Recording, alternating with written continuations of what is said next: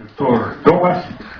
وقبل أن نلتقي بالمفكر والكاتب الإسباني الكبير إيسوس مورينو، لابد من فاصل من الشعر حتى نخفف من وقع الفلسفة مع الشاعر الغنائي الكبير عماد حسن.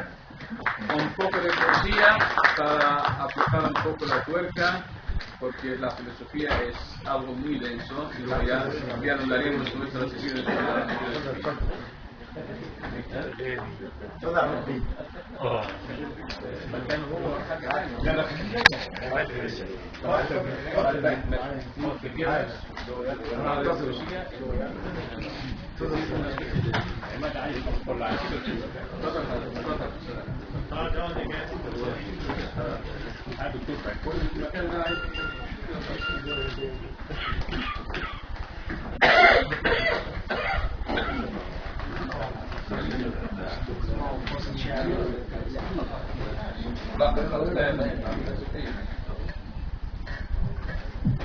مساء الخير.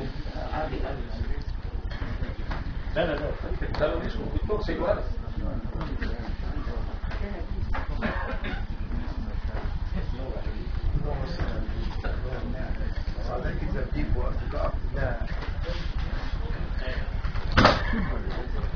مساء الخير. اولا انا سعيد جدا النهارده موجود مع حضراتكم في هذه الامسيه الجميله.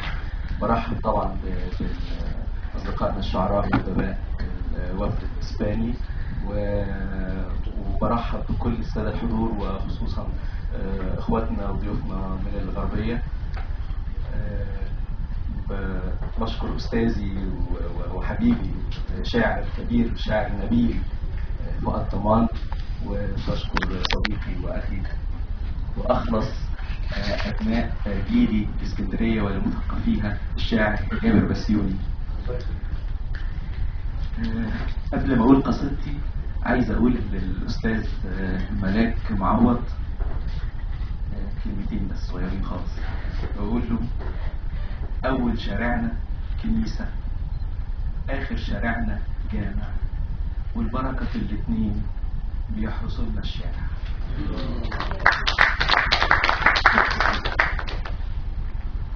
قصيده اسمها مقاطع البحر. لملمت